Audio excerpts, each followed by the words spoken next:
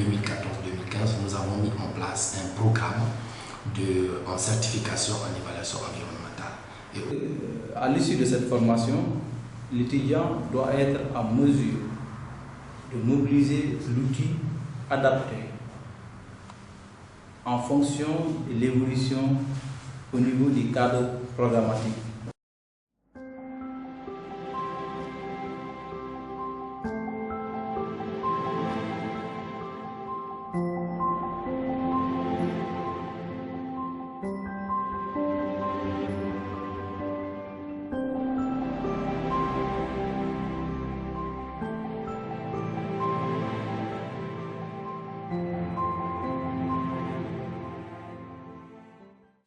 La norme n'exige pas un niveau de performance environnementale à atteindre.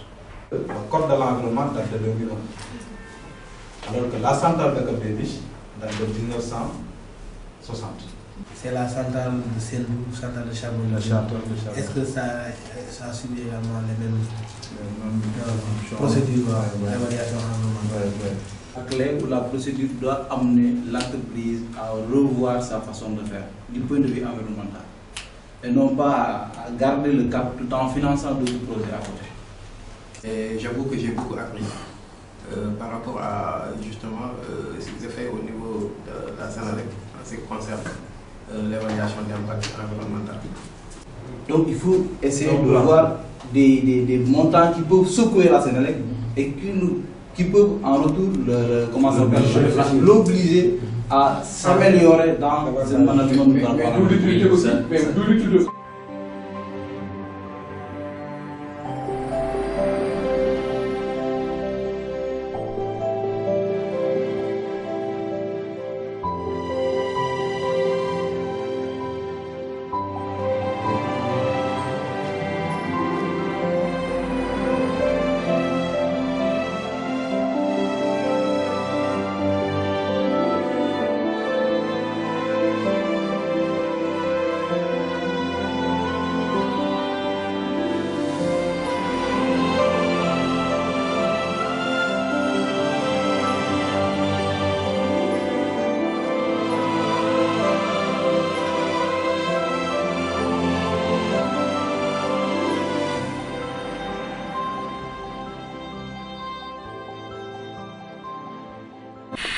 et qui sera couvert. Donc ce n'est pas des canalisations à ciel ouvert.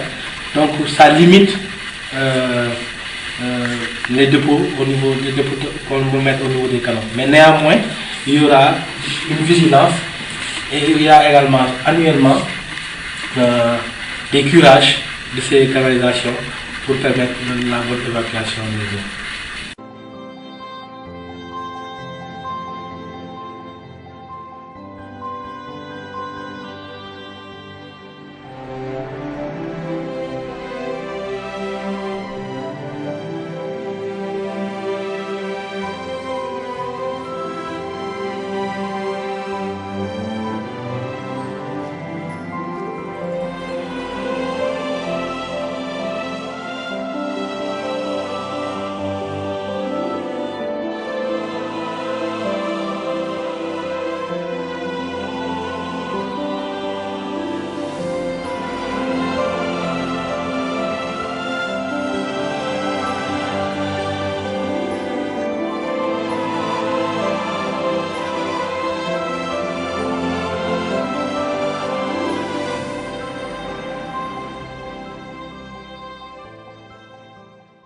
Et de sesquioxyde.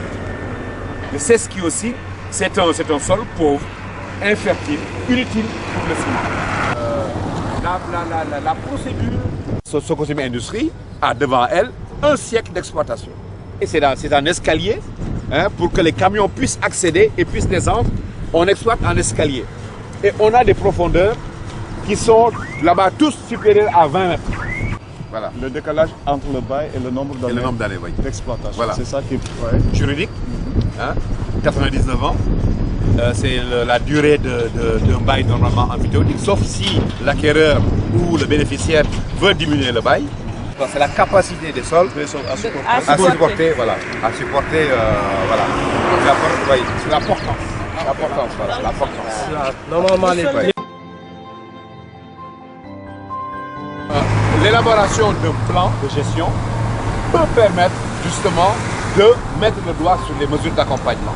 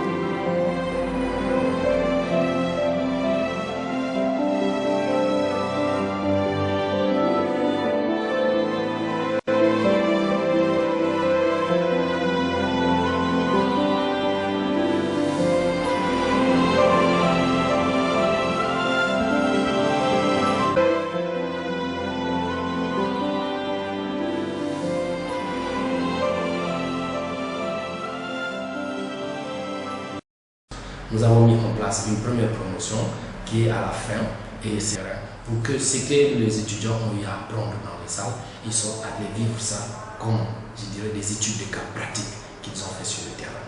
Et non, au cours du mois de mars, nous allons lancer encore une deuxième promotion et je profite aussi de cette occasion pour inviter tous les hommes, les chefs d'entreprise, les responsables qui sont dans les directions qui s'occupent des questions d'environnement, tant au niveau gouvernemental, ministériel, je dirais, qu'au niveau privé dans les ONG, de profiter de cette offre que nous mettons à leur disposition. Car ce sont des formations qui sont très difficiles peut-être à voir au niveau du Sénégal. Mais grâce à IKG et grâce au cabinet propice, vous avez la possibilité de pouvoir bénéficier d'une formation de qualité. Ceux qui ont eu à passer la première promotion, nous ferons le témoignage. Je pense qu'ils n'ont pas regretté de ce qu'ils ont vécu au niveau de l'IKG. Au terme de notre mission, de produire des experts qualifiés dans le domaine de l'environnement. Merci.